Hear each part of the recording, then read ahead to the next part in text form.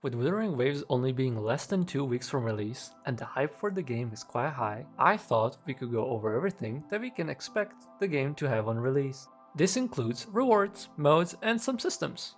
Also, please take any information with a grain of salt, as some of the content in this video might be changed upon release, as most of the information is from the latest beta.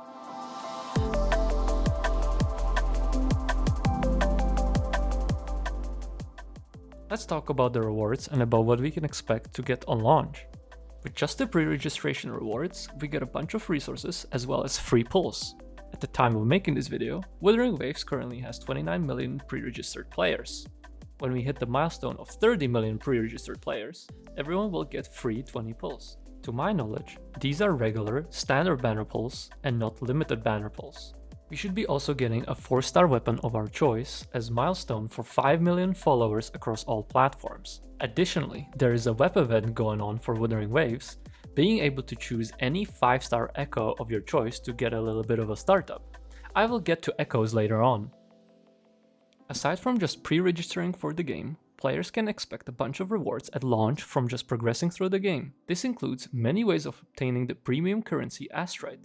Whether it is by leveling your union, which is something akin to adventure rank in Genshin Impact, leveling up your data bank by collecting echoes, map exploration completion, puzzles, parkour challenges, or chests, there's for sure a lot.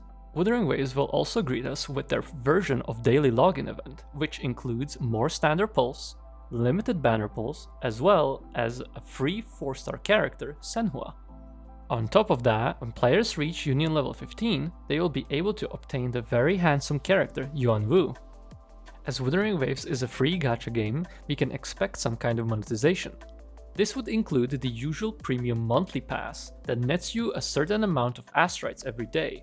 We can also expect our usual battle pass, both 3 and premium.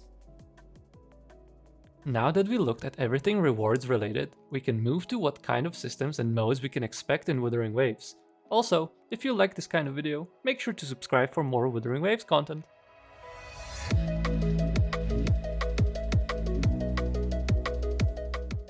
As it is with every gacha game, it goes without saying that we have a way to pull or summon characters. So, what kind of gacha system can we expect from Wuthering Waves? Well, to those familiar with gacha games in general, it shouldn't be a surprise that Wuthering Waves has your typical standard banner that we can find in many other gacha games. Similarly, we also got the limited banner and a weapon banner. For limited banner, we are expecting to have Jiang and Yinlin. As for the weapon banner, those are also divided into standard and limited. Limited weapon banner being tied to the limited character. So how are the rates on these? Alright, so for the limited character banner, there is a 50-50, meaning you are not guaranteed to get your desired character, and the limited weapon banner is always guaranteed. Yes, it is always 100%. Also, it is speculated that when Wuthering Waves releases, we might get a beginner banner where we are able to choose any of the standard 5-star unit. Alright, and real quick, 160 Astrites equals to 1 pull, meaning 1600 Astrites would be 10 pulls. Now that we got the banners out of the way, it's time to talk about what else can we expect in regards to systems in Wuthering Waves. Well, as it is with every gacha game, we have some kind of stamina system. With the latest beta, players can expect around 240 stamina, as known as wave plates. Wave plates should recharge 1 per 6 minutes, meaning a full 240 stamina should recharge in 24 hours. Another similarity that Wuthering Waves shares is the spending your stamina for your usual grind. Whether it would be for leveling up your characters, weapons, or ascending them to the next stage, this would also include Echo Materials challenges as well as weekly bosses. And since I was on the topic of grinding, players can also expect a co-op system to team up with their friends and go hunt some mobs around the map for some echo farming and grind their souls out. And now I can finally talk about echoes. Echoes essentially are the way that you gear your characters. It is basically the relics in Honkai Star Rail. It is the artifacts in Genshin Impact. It is the main way that you gear your characters and you gain stats. Also, echoes provide you with some extra abilities that you can use with your characters.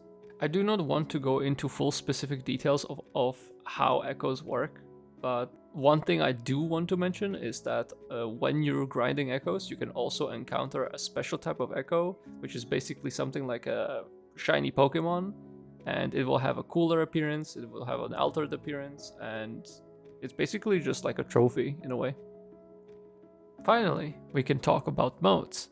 The first one is the Tower of Adversity. People might be familiar with this concept if they have done something like Memory of Chaos from Honkai Star Rail or Spiral Abyss from Genshin Impact. Basically, you go in, you face some challenging monsters, get a bunch of rewards, and you get also the premium currency, so you can pull more. It is divided into 3 sections, the first 2 giving you first time rewards, and the third one being the hardest, as well as resetting after some time. As of right now, we do not know how frequently it will reset, but we can hope that we do not have to wait for too long. Next we have the Depths of Illusive Realm game mode. This is basically a roguelike game mode where you get buffs and you can use them to challenge bosses and enemies. To those familiar with Simulated Universe from Honkai Star Rail, this is very similar. And lastly, we have Tactical Holograms. These are basically very difficult bosses that are supposed to provide a challenge. If you're expecting difficult content, Tactical Holograms are there to give you that adrenaline rush. Tactical Holograms, when cleared for the first time, also provide you some rewards, but as of now, do not reset. And that would be about everything for now. I have not mentioned some of the obvious systems like your daily missions or quests, because obviously it's an open world gacha game. We probably know what they consist of at this point, but regardless, thank you so much for watching the video. And I also want to hear from you guys. What do you think? Do you think we should expect more from a gacha game? Do you think that this is the norm of a gacha game, that everything should be in it? Do you think that it's missing something? Let me know down in the comments. Alright, I'll see you in the next one. Peace!